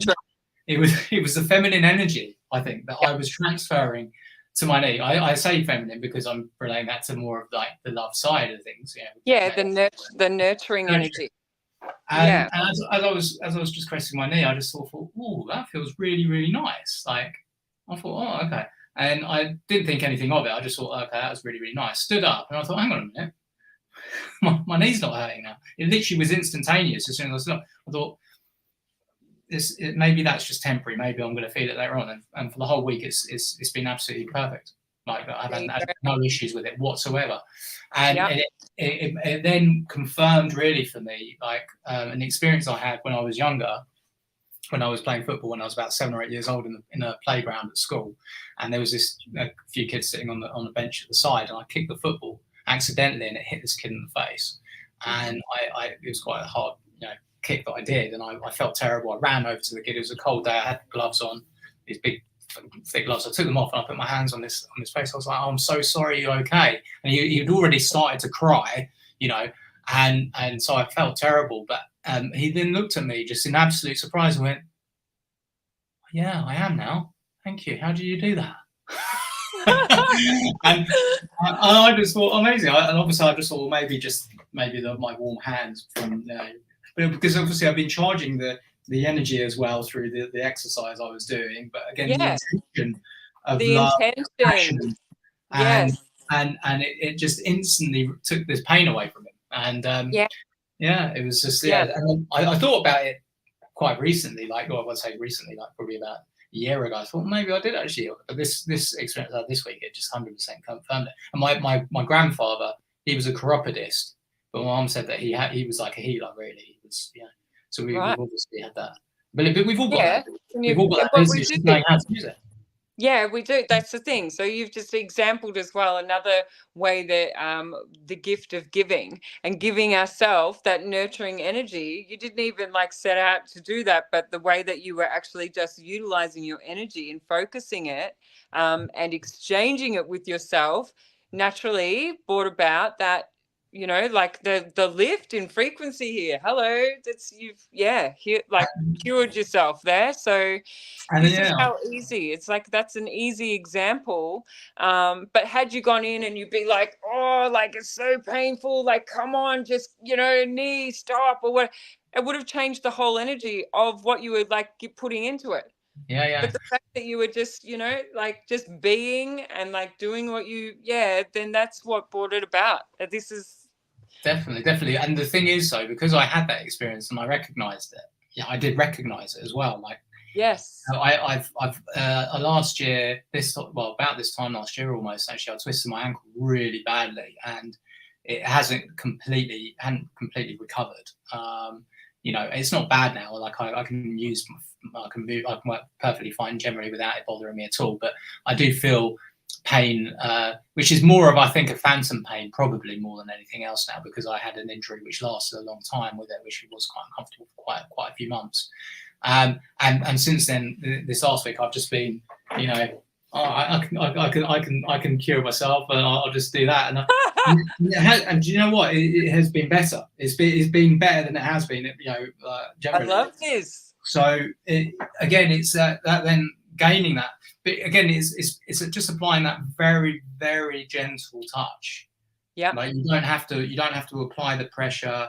It's just literally very gently and just allowing that energy transfer. And I mean, about a year and a half ago, when I first came across GPMS, and I was connecting with a lot of the souls with that, and they were like, "Yeah, you can heal yourself. You can heal it. Everyone's a healer. You can do it." And I was exploring, you know, like just trying to sort of sense the energy, but you know, just putting my hand near my arm and actually being able to feel the energy even on the hairs without touching them. As you can feel it if you really tune in. You can feel it. Absolutely, yes. You kind of wonder. You think, am I feeling that just because I'm actually perhaps just gently just touching the tip of the hairs without me realizing? And it's, you look, and there's space between it. There's no space and time, but yeah, ultimately, it's amazing. When you become mindful, you might have just unlocked yourself a gift there to give to the world. So next time one of your friends or Mary or anyone says, "Oh, I've got this sore here," put your gift to use. I bet you there is something in that you can actually really assist others with, as well as yourself. So, but with that whole, that energy, feeling the energy. So my children and I will sometimes do this little activity, and where you can just hold your hands together, and if you start to do that, like bring your hands backwards and forwards, right, you'll feel like the energy start to build, and like there's energy already like in my hands now. So it starts off like a thread in between, and then it kind of goes to a ball of energy, and you can bring it out, right, and create like a massive ball. So I'm feeling that energy in there already, and you can like fully extend it and expand it. I can even see the energy in, so you can feel that. And you can create, like, you can fully feel this. So you can put that energy, if you bring it down and create like a little ball of it, you can then put that like literally into your chakras, put it into your lower chakras, and for assistance, it can give you a boost. That is like that's a really easy way of assisting and clearing out your energy centers. I wouldn't necessarily do it with your heart chakra, but you can utilize it in the lower ones. But just have a play around with it. Seriously, you can so feel it. Create like a little ball, or a big ball of energy, and just it's super cool. The kids like to do it. The thing is, though, what we're talking about, I mean, like, it's interesting because I remember in school, you know, I was doing these different type of things, right? You know, and this is again where we're returning back to that kind of child, energy, because with that, we have that sort of, unlimited kind of imagination and trust, and belief that the impossible actually can be possible. And so that's where we're returning as, older beings, but, we're all children at heart, of course, right? Yeah. So, but when we were in school, where we would do exercises where you would kind of do things, and I remember there was one, I can't remember even how it worked, but like you would like lift people up just with your fingers. So you'd do some sort of activity. Do you remember it? Yes, I do. There was something. Yeah. You'd be like, yeah. I don't know how, I can't remember exactly what the motion was, but there was one where you could almost pretend there were strings and you were like kind of pulling them up. And there was one where it was literally, you could just all stand around them and each would just put one finger there, and you would literally be able to lift someone off the floor with your fingers. Yeah. And it was just really easy. Yeah. And we were like, oh yeah, man, this is crazy. But it's like, yeah, I remember that. What a flashback. There's something Yeah. also to do with whirling. I came across a really interesting podcast with a guy who's Palestinian, who's basically got an amazing story, and he's basically into doing lots of different types of healing. And he's got into this whirling, which is or swirling, and I think it's the spiritual aspect of the Muslim. I can't remember what it was called, religion, but it's this process where you like this, you spin around, you have one hand facing up to the heavens and one which is kind of down to the earth. And as you're doing it, you're kind of just swirling around. And of course, people will often think that they would get dizzy. Now, obviously, as kids, we used to love spinning around. And we also did like it, the fact that we would get dizzy and we kind of try and walk and you're trying to fall over. Try and walk in a straight line. Yeah. But there's something about, being in union with Creator and with the heaven and the earth, and us being like the kind of conduit to the energy. When you do this kind of actual sort of swirling. And what he was talking and explaining about that sounded fascinating. Again, because you're using everything's obviously in cycles, everything's moving around the energy. I think you tend to do it sort of anti-clockwise. Again, and again, you find that again that there is an energy with that, where in terms of again when people obviously would hold someone's hands and they're spinning them around and their feet literally come off the floor, and even if it doesn't matter what they weigh, that energy just suddenly they're making them fly. It's super cool. Yeah. Yeah, it's like those. Remember those things in the playground that you could hold on to and everyone would run, and it would get and to a certain point where you could just hold on and be like flung out. So what they call roundabouts or something. I can't remember. So it's amazing. Crazy. Where did Barrett go? I saw him freeze in an amazing sort of pose with his glasses as you were talking, and then he's obviously lost his connection. I thought he'd probably be able to jump back in. Just have a quick look to see if he's actually messaged on Facebook. He hasn't messaged on Facebook, so he must be. Maybe they've had a blackout in terms of their internet and everything, possibly. So he may, I can carry on for a little bit longer if you want. I was going to ask you about the blockages and stuff and how that is, obviously affecting, generally people's, again, how they're kind of they're perceiving or forgiving, and they're giving more, and the blockages that people have in their chakras that might be actually causing, because you obviously you specialize in helping looking at people's blockages, aren't you, with what you do and stuff and you know what, that's come from having to be acutely aware of my own, because as you said earlier on, we're all just learning, and even if we are opened up and we open up our conscious awareness in these higher realms, because of our multi-dimensional abilities, doesn't mean that we don't drop down to those lower versions of ourselves, just to because there's certain things within us that we need to sort of integrate into our higher version of self. And I don't see I just want to explain as well, our higher and lower versions of self. There is no, your lower version of self isn't something to be ashamed of. In fact, I found this the other day when I was doing a meditation. That lower vibrational version of myself is actually the strongest version of myself. She is the warrior. She is the one that has carried the light and given me the strength personally to keep going. And when I recognized her for who she was, because obviously there's no judgment about the different versions of myself, but when I saw her for and her essence and how she has carried me through some really extreme situations where I've been totally challenged in my physical being, emotional, every sense of the word, she has been the one that has been unwavering, holding her sword and her light, the strength, the ability to get shit done, and just keep going. She's the unstoppable force, and the one that put her hand up and said, I'm going to navigate us through Earth realm.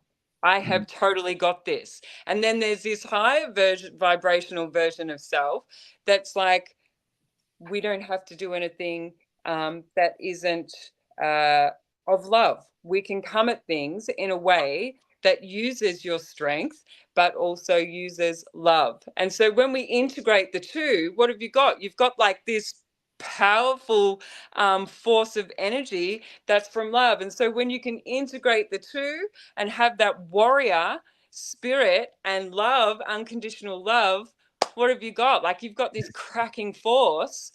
And so it's integrating those two for me personally, but and everyone will have, you know, but and there's all those different versions along the way that we're sort of have to look at, and they're different vibrations of self. And usually we create different versions of ourselves when we've had experiences. And especially if you look back at your life and if you've ran a certain program or lived a certain way, or had an experience where it's continued like to create a certain pattern and it hasn't been healthy, you create a version of self due to the pattern that is like imprinted by recycling the energy there, if that makes sense. And so we need to go back and integrate that pattern into our into our highest timeline, by understanding how that pattern of self was created, and we can sort of like bring it into alignment with love. But through our energy centers, we can understand all those different versions of self and what our physical body and spiritual body need. And so, you know, feeding our soul through our physical body has become like a tool to master my energy and be aware. And so, as I said, it doesn't stop me. Like, I still am a human, and I'm at times, if I'm really overwhelmed, will and push to limit, be like, what the, you know, beep, like, yeah, that's, and then I can reflect and go, you know what, like, probably could have dealt with that. What is that inside of me? Like, you know, come on, you're better than that, or whatever. So, but they're all the different parts of us that we need to just bring into alignment and become better. We're here to do that, and this is like the part of the human experience. It's you can't have like our soul evolution without acknowledging the human experience, which is the emotions that come with it. There's no good or bad. It all just is energy. And as soon as we can observe everything from that point, it becomes easier to process things and understand ourselves. That's what I've found. So little things like breath work, like Barrett was talking about earlier on, breathing in, like, you know, through our nose all the way down into our belly, and then breathing that air out, like that replenishes our cells. It helps align our energy centers. Listening to music that is uplifting, the certain frequencies that attune into our energy centers, and just coming into our heart, like to activate those centers starts with that activation of the heart and focusing there on bringing the light into our heart and using that light to replenish our energetic field, tap us in to the Earth's frequency, to the galactic center, and to the different aspects of self. That's where it all kind of starts for me and the work that I do. So if we can activate the heart, then we can activate the third eye, open up the crown, allow for everything to flow, anchor into the earth, anchor into the galactic sphere, and get everything like cranking. Like, and this is how we can attain a natural state of flow and come back into our natural state of being a lot easier, and then start navigating Earth realm with our spiritual self unified, which that's what they haven't wanted us to realize, that we aren't just humans. We are humans with a spiritual, or an energetic body. And when we align Earth realm, spirit realm together, we're like best versions of self, powerful creator beings. And then what happens? No one if everyone understood that and could activate and understand themselves, the world would change, because we wouldn't be living in a world that we were creating for the ones that created the world for us, the powers that were. We'd all be creating from a place of love and connection and compassion. 100%. I mean, like, I don't know if I've shared with you before, but an experience or like an epiphany, or, you know, a kind of download that I had was when I was actually in a car park waiting for Mary, actually. And I was just thinking back to like my sort of growing up and where I was growing up and stuff, and in the town where I was, it wasn't like a really rough area, but there's obviously people from council estates, and, you know, walking down the street when you're in your teens, if you made eye contact with another guy down the street, then you could easily find yourself getting into a confrontation. So again, that accompanied by obviously the programming that we've had, watching films, you know, that would glorify, you know, people being hard, you know, and like being able to hold themselves in a fight, and, you know, all that sort of stuff. That programming, you know, would obviously, you know, it supported obviously that kind of mentality that many around the area I was growing up had. And so, like, you know, I remember like walking around the street, and you know, you have to be careful about who you looked at, you know. And this download that I had was just about how we all know, and we kind of are sort of, it's mentioned in school about sixth senses, and having like kind of a sixth sense where you can like sense things, like when you're walking down the street and you could feel someone maybe looking at you, and you look round and someone's looking at you. And that was thing that was talked about, but not really like kind of taught to people properly to actually trust and say, no, 100%. you have these abilities, your intuition, your higher self, the magnetic connection that you have with everyone and everything, right, is there. And you know, I basically had this I was sort of seeing then like how rapidly the world would change, and how conflict worldwide would disappear and evaporate instantly if children were basically taught not to basically be using that intuition from a fear perspective, but from a love perspective. So when you actually sense, like, you know, someone may be looking at you, and you turn around, you see someone looking at you, rather than sort of meeting them, like looking at them with like, you know, anger and sort of like, you know, what you looking at kind of attitude, you're like looking at them, wow, like, nice to see you, what's your name, like, where are you from, this is beautiful, like, we've connected, you know. With that, it would instantly, on a worldwide basis, if people were taught that's why your intuition's there, because you don't have to live in fear, you know, people are at heart all about love and connection and all the rest of it. And if you're sensing someone's looking at you, they probably are looking at you because they're wanting to connect with you, or they think that they all know you. They're resonating with you, and they're interested, they're intrigued. You're an individual, you're unique, you're beautiful, just like everyone else, right? So and so I had that kind of like, I was just like seeing that, and then I basically Mary got in the van, and we were taking the drive, and I was just explaining this to her, and then I put in the sat nav basically where we were going to. And as I was explaining to her, I was just saying, this would transform the world just in an instant if this would. And I said, and then the sat nav instantly said, please take the right path. It was like instant. The timing was divine. It was just amazing. I love that.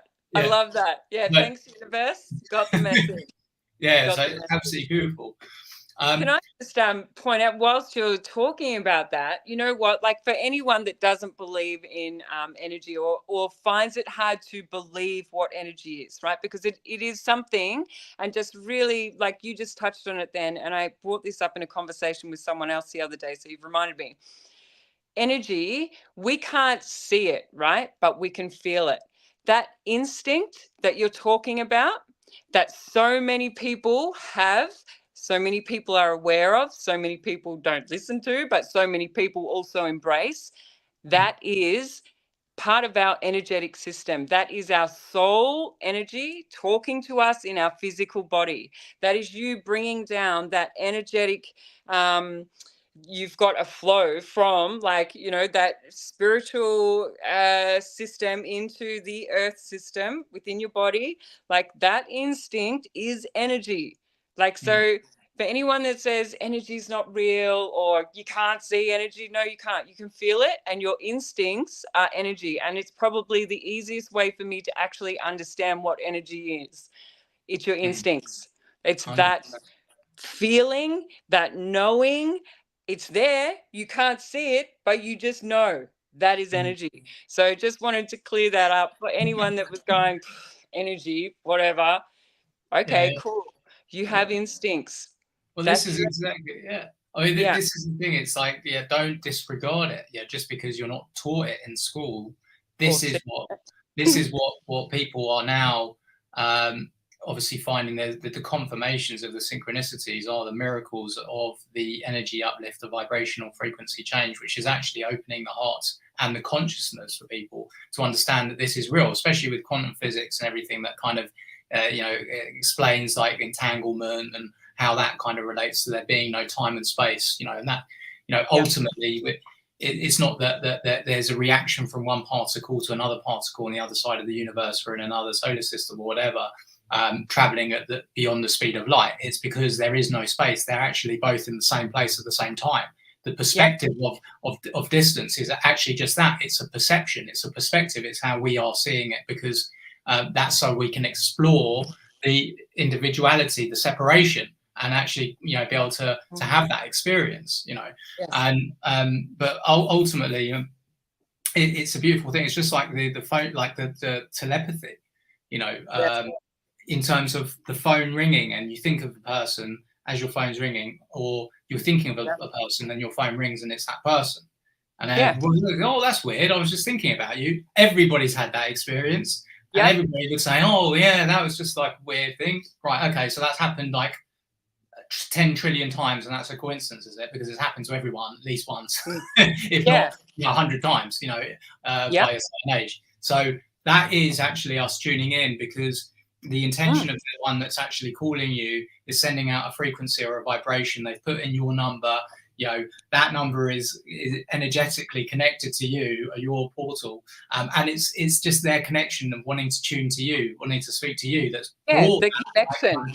Brought them into your consciousness, right? That's it. Yes, exactly. So what you're actually like to bring it back to that core truth is it's a connection that you've established with someone. So, and it's a connection that allows for telephones, like physically to like connect, like telephone lines. It's the same. It reflects in us. It's our connection with each other. And then if you scale that back down again, that instinct is the connection to our spiritual self and our earth realm self as well. Like, those systems are connecting, which gives us the ability. So there's a connection being established, right, which create different perceptions across these different vibrational or frequencies that exist in these different dimensions. But each one lifts us. It elevates our consciousness. If you go to the core of the truth, you'll find that everything is connected, and those synchronicities will keep going and be amplified, and like will come in as messages in the universe, like, or from the universe, as you had that experience before, like with the Siri, stay on the right path. Like, that's, stay in the right lane.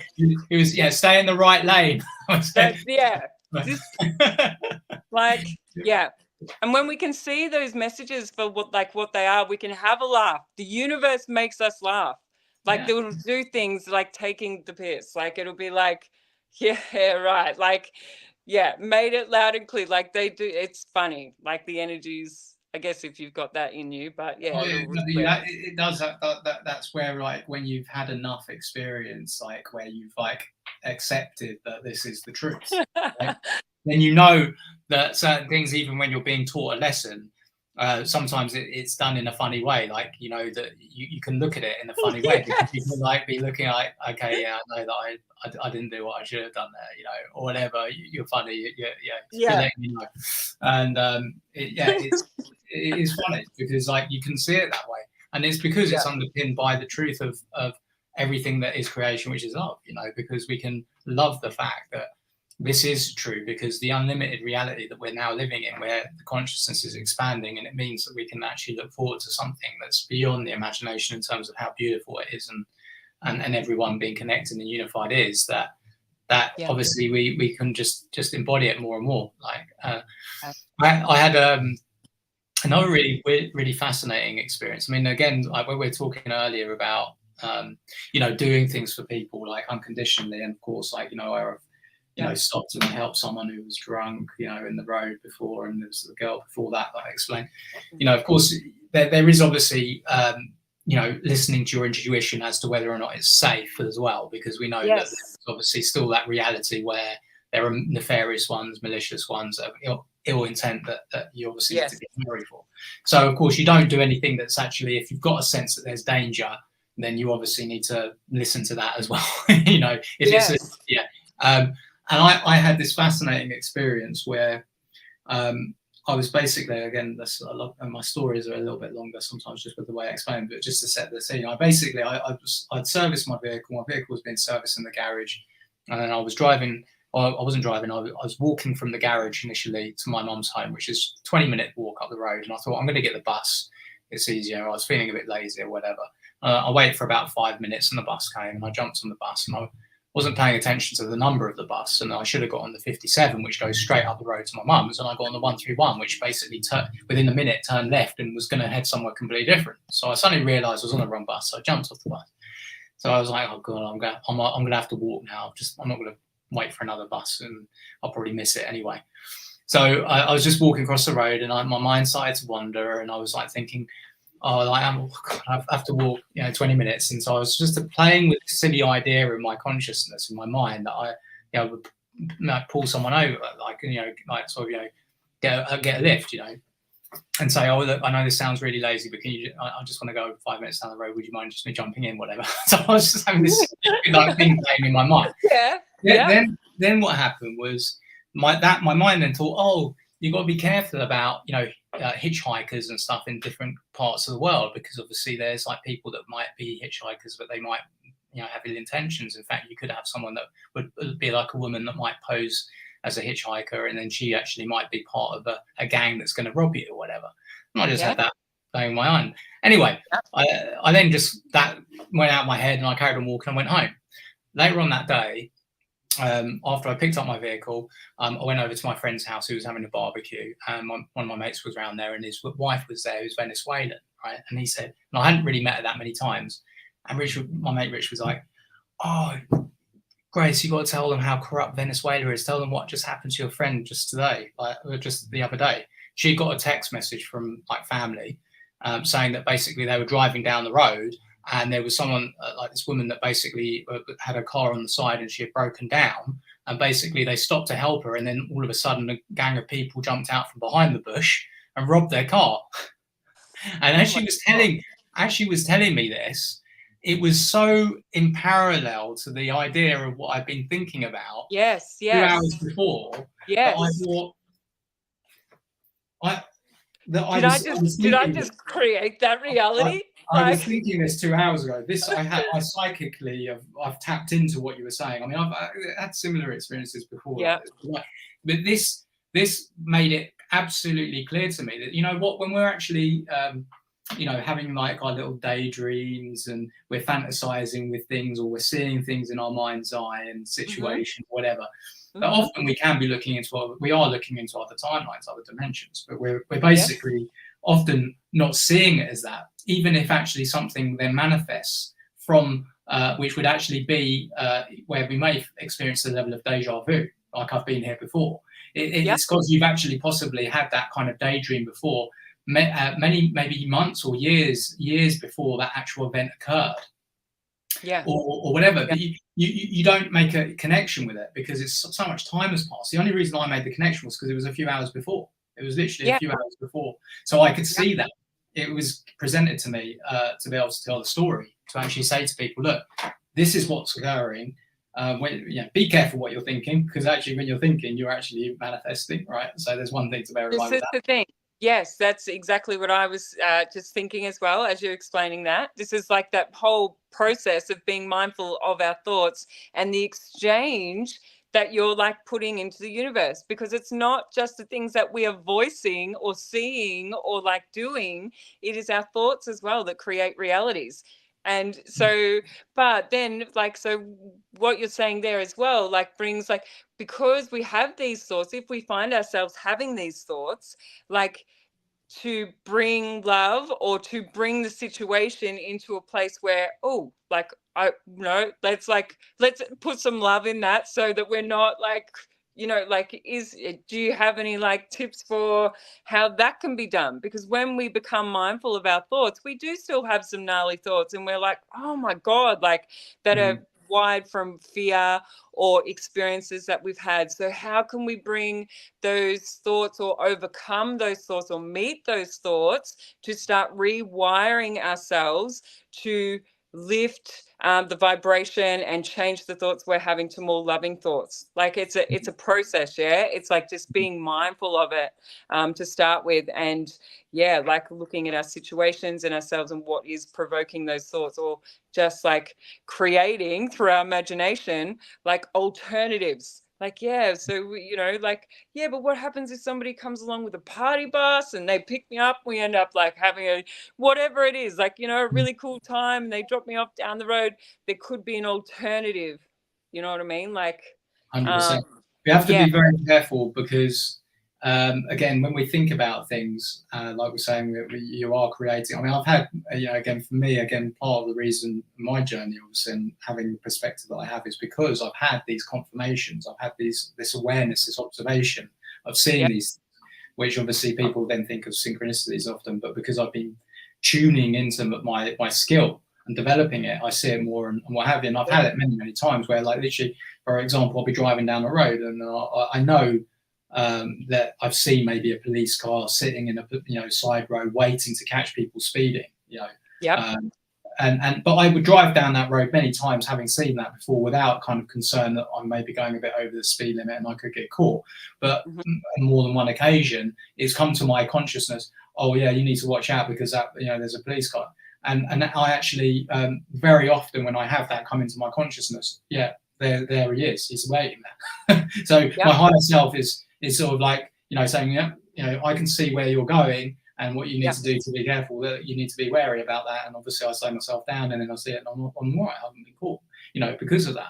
It's you know, that gift, the gift of giving to yourself, because you've recognized a certain gift within yourself, and because you're mindful of it, and then you start tapping into it, and so then it expands, because where our energy goes grows. Yeah, so because you're putting that energy into it, then you're like expanding your telepathic abilities, your instincts, your connection to self, the opening of the crown, the third eye, the heart, you know, and also the throat. They're all your higher vibrating, your higher self chakra. It's like coming through, like you've got that alignment there, you're building on that, which is then giving you the insights, and you're trusting it, so it expands even more.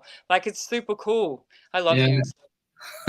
But this is the thing, I mean, so I kind of find myself, you know, and I've done this, this has occurred like obviously a long time since I've been driving, but you know, sometimes when I'm driving, sometimes I've obviously, you know, started to play out in my mind, like I'm sort of seeing, maybe imagining like a collision happening in front of me, right?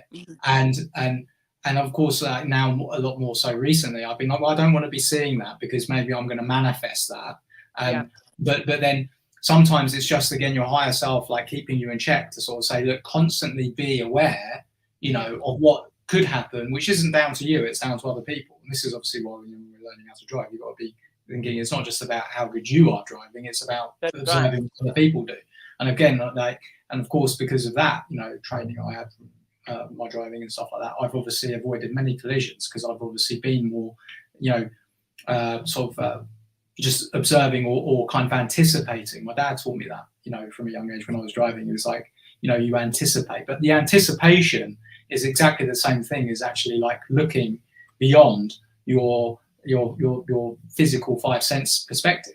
And that's where, again, the development of that has come. So again, it's all kind of connected, you know, with that. But again, I basically do find myself now, when I start thinking about it, sometimes I think about it, I'm thinking about it too much now. I'm aware of it, get it out, because you never know what you could create.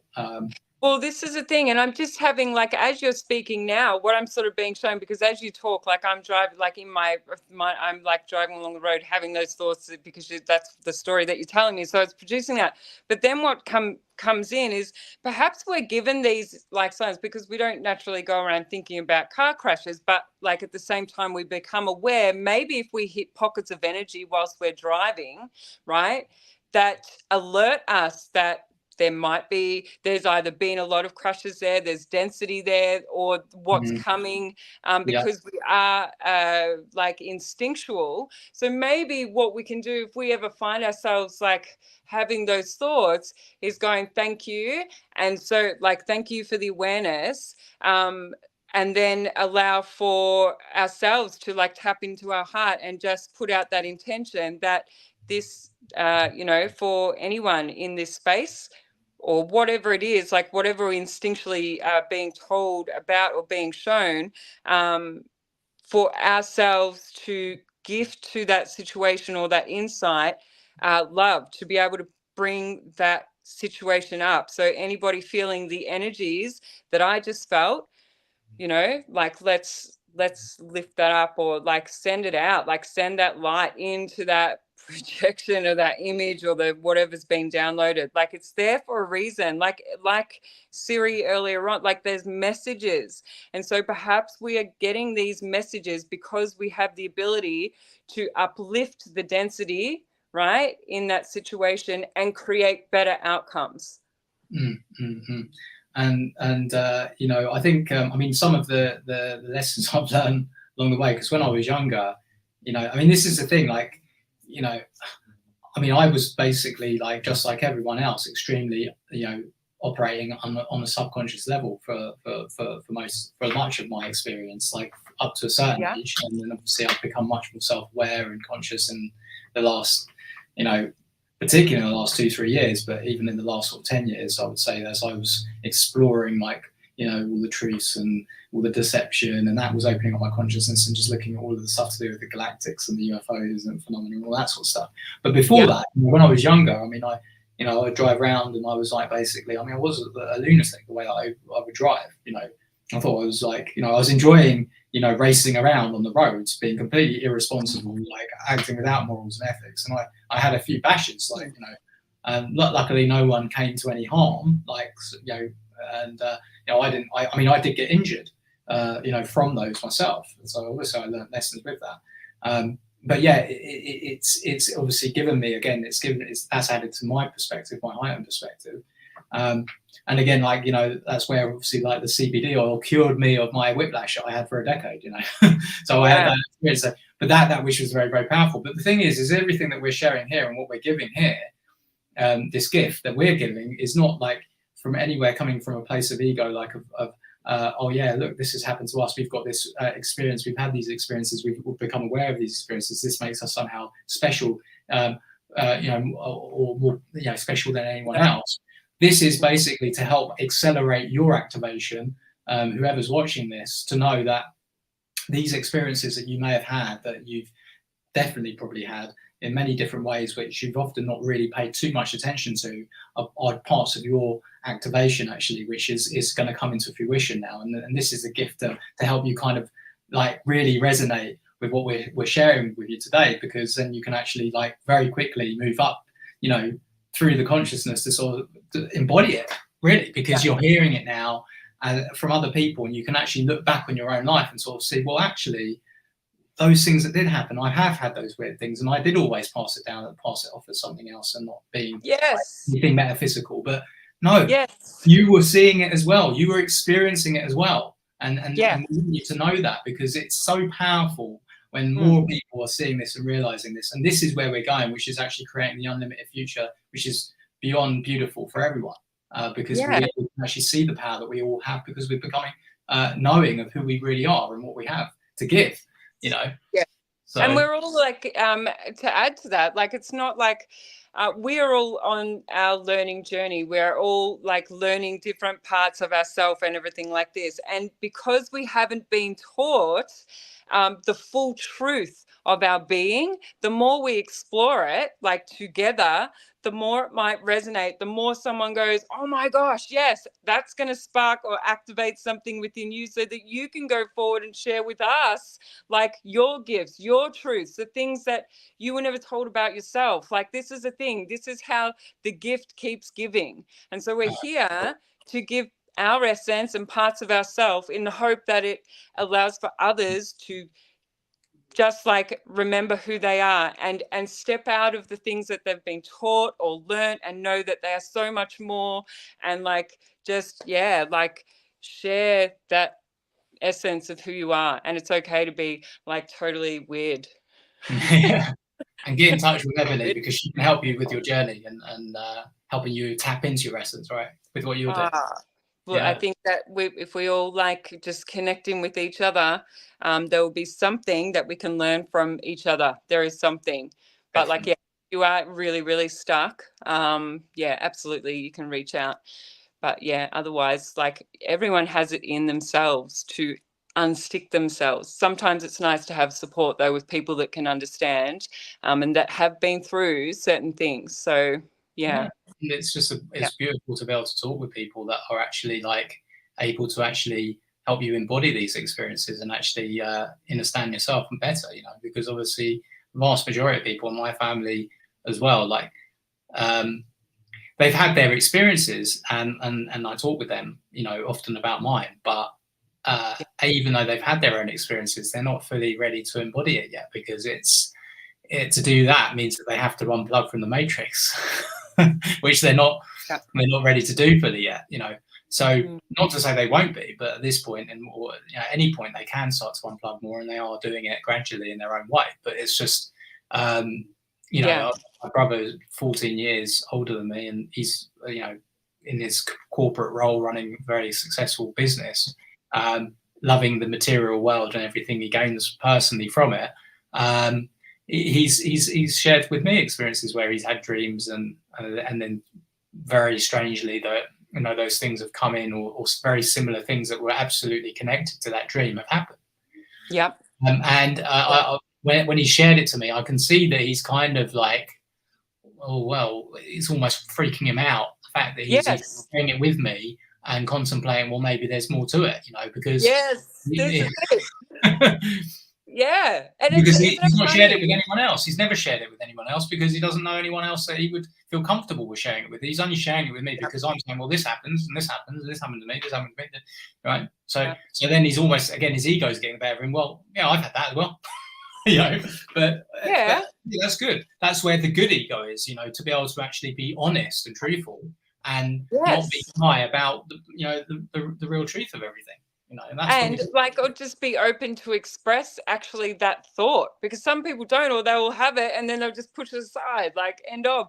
But like the fact that he's recognizing that, like, and this happens to so many people, and you don't even have to be spiritually aware or connected or on that path for the truth of your nature to be expressing itself. Like, and this is a thing, because our spirituality is just a part of who we are, whether or not we look at it or explore it or become mindful of it or integrate the knowing, like, it just, that we are all energetic beings. Everything is energy. Therefore, like, you get the choice whether or not you want to learn how.